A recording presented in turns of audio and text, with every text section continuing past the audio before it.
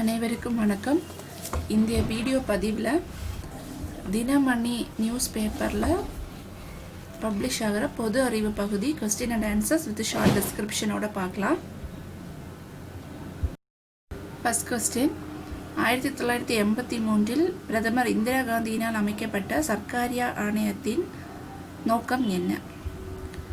இதோட answer option B, மத்திய மாநில உறவுகளை மறு ஆய்வு செய்வதற்காக ஏற்படுத்தப்பட்ட ஆணையம் இது. இந்த ஆணையம் 247 பரிந்துரைகளை சமர்ப்பித்தது. இந்த ஆணையத்தோட தலைவர் ரஞ்சித் சிங் சர்க்காரியா. 3 உறுப்பினர்கள் இருந்தாங்க: பி சிவராமன், எஸ்ஆர் சென், ராமசுப்ரமணியம். அடுத்த question, consider the following statements. The fundamental rights derived inspiration from the Britain. Part 3 of the Constitution is described as the Magna Carta of India.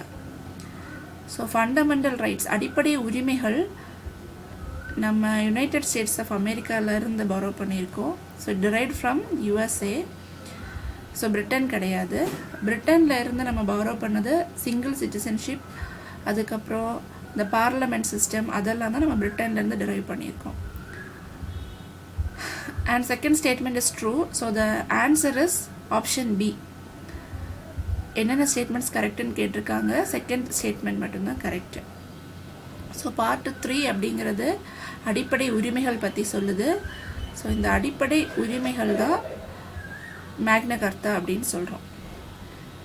இந்த மேக்னா கார்த்தா அப்படிங்கிறது June 15, 1215 king John of England அப்படின்னால அவர் ஏற்படுத்தின உடன்படிக்கை இது. இந்த உடன்படிக்கையின் மூலம் அரசரும் சட்டத்திற்கு உட்படுத்தப்பட்டார்.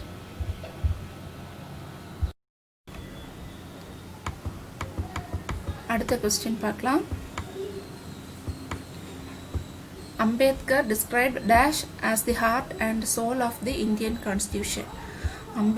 அம்பேத்கர் அவர்களால் இந்திய அரசியலமைப்பின் இதயம் மற்றும் ஆன்மா என்று வர்ணிக்கப்பட்ட ஆர்டிகிள் 32. இந்த ஆர்டிகிள் 32 என்ன சொல்லுது அப்படின்னா, ரைட் டு கான்ஸ்டியூஷனல் ரெமடிஸ், அடிப்படை உரிமைகளை அமல்படுத்துவதற்கான பரிகாரங்கள். இது நீதி பேராணைகள் மூலம் அமல்படுத்துகிறாங்க, ரிட்ஸ் அப்படின்னு சொல்கிறாங்க. Supreme court has power to issue Ritz via article 32. In the same way, High Court have this power via Article 226. So Article 32 மூலமாக நம்மளோட உச்ச நீதிமன்றம் நீதி பேராணைகள் மூலமாக இந்த அடிப்படை உரிமைகளை அமல்படுத்தும். ஆர்டிகிள் 226 226 மூலம் உயர் நீதிமன்றம் நீதி பேராணைகள் மூலம் நம்மளோட அடிப்படை உரிமைகளை அமல்படுத்தும். ரிமைனிங் ஆர்டிகல்ஸ் என்னென்னு பார்க்கலாம். ஆர்டிகிள் 44 யூனிஃபார்ம் சிவில் கோட் பற்றி சொல்லும். Article 21 protection of life and personal liberty. Article 17 abolition of untouchability. So அடுத்த question, the preamble was amended by which of the following amendment act?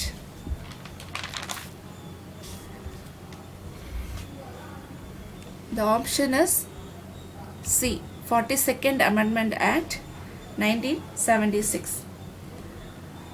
So அந்த 42வது அரசியலமைப்பு திருத்த சட்டம் தான் முகவுரையை திருத்தம் செஞ்சுருக்கோம். ஸோ ரிமைனிங் அமெண்ட்மெண்ட் என்னென்ன பண்ணியிருக்குன்னு பார்க்கலாம். இந்த 44th Amendment Act 1978, இந்த திருத்த சட்டம் மூலம் ரைட் டு ப்ராப்பர்ட்டி, அதாவது சொத்துரிமை ஆர்டிகிள் 31 அடிப்படை உரிமையாக இருந்தது. அது நீக்கப்பட்டு ஆர்டிகிள் 300A கொண்டு போயிட்டாங்க.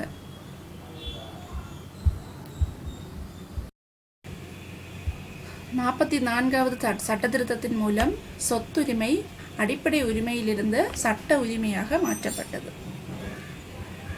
Next amendment, the 24th Amendment Act 1971. ஸோ 24வது சட்ட திருத்தம் என்ன சொல்லுது அப்படின்னா, அரசியலமைப்பின் எந்த ஒரு பகுதியையும் திருத்தும் அதிகாரம் பாராளுமன்றத்திற்கு உண்டு. Parliament has the provision to amend any part of the constitution including fundamental rights. அடிப்படை உரிமையையும் சேர்த்து திருத்தம் செய்யும் அதிகாரம் பாராளுமன்றத்திற்கு உண்டு. இது 24வது சட்ட திருத்தம் சொல்லுது. So the fourth option, 7th Amendment Act 1956, 7வது சட்ட திருத்தம். ஸோ மாநில மறுசீரமைப்பு ஆணையம், ஸ்டேட் ரீஆர்கனைசேஷன் கமிஷன் பரிந்துரை செய்த பரிந்துரைகளை அமல்படுத்துவது அந்த 7வது திருத்த சட்டம். So it classified the states in A, B, C, D categories and introduced union territories. So next question.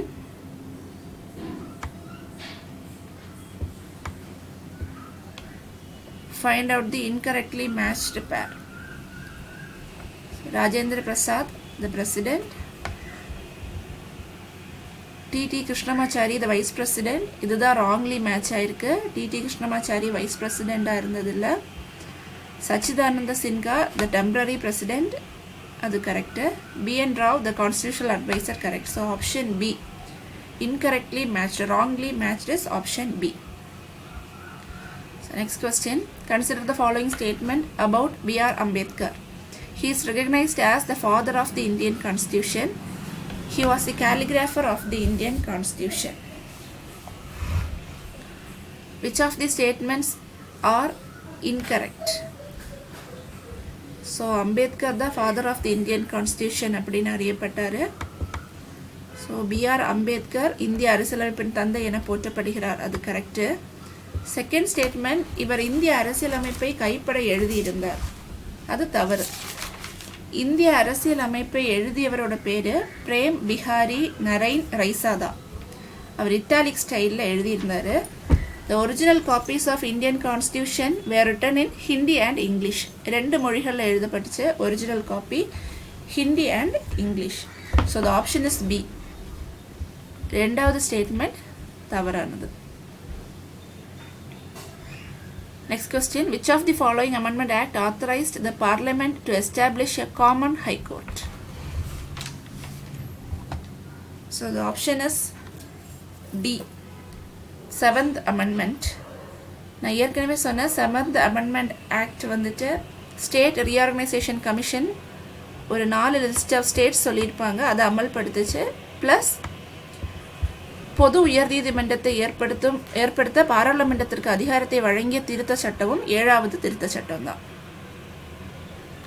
மீதி எல்லாமே நம்ம பார்த்துட்டோம். So next question 53, who among the following Chief Justice of India acted as President of India? So தலைமை நீதிபதி பொறுப்பு குடியரசுத் தலைவராக பதவி வகித்தவர் Hidayatullah, option C. Next question, the Constitution of Jammu Kashmir came into force on?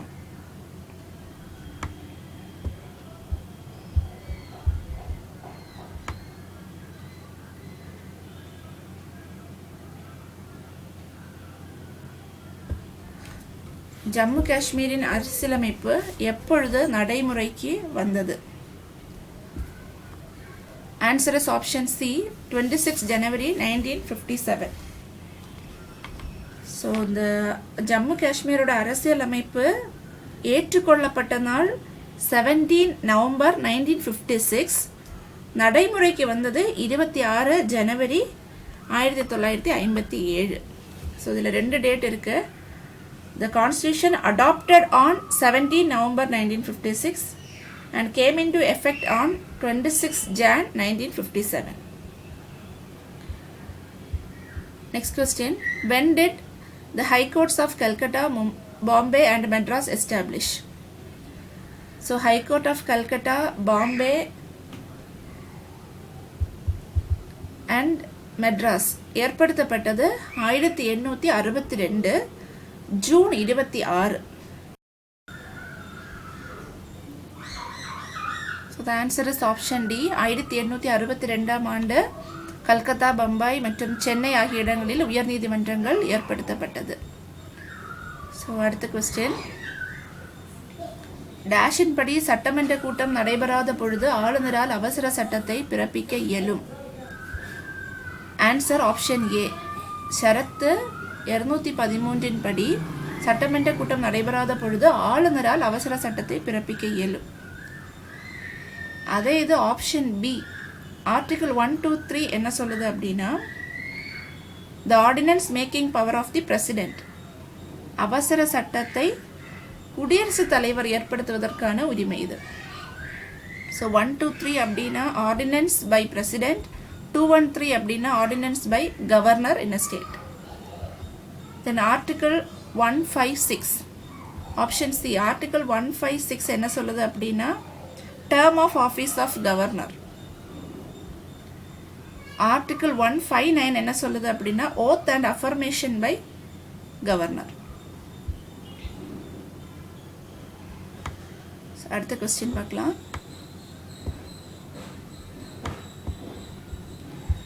Which article said that president or governor is not answerable to any court for the exercise of the powers and duties of his office? Answer is option D. Article 361 part 1. So ஷரத்து 361 பகுதி 1 வந்துட்டு, குடியரசுத் தலைவர் அல்லது ஆளுநர் அவர்களின் பதவி காலத்தில் தனது அதிகாரத்தையும் கடமையும் செய்யும் பொழுது எந்த நீதிமன்றத்திற்கும் பதிலளிக்க தேவையில்லை என்பதை கூறுகிறது.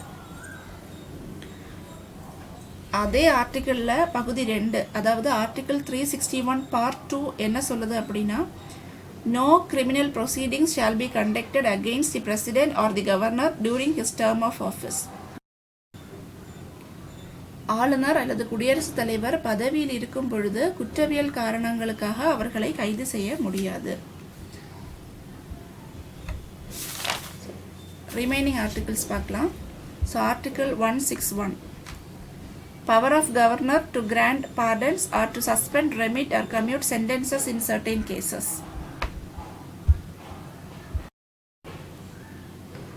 அதாவது ஆர்டிகிள் 161 என்ன சொல்லுது அப்படின்னா, குற்றங்களை குறைக்கவும் மன்னிக்கவும் நீக்கவும் ஆளுநருக்கான அதிகாரம். அதுவே ஆர்டிகிள் 72 என்ன சொல்லுது அப்படின்னா, குற்றங்களை மன்னிக்கவும் நீக்கவும் குறைக்கவும் குடியரசுத் தலைவருக்கான அதிகாரம். Article 56 says term of office of president.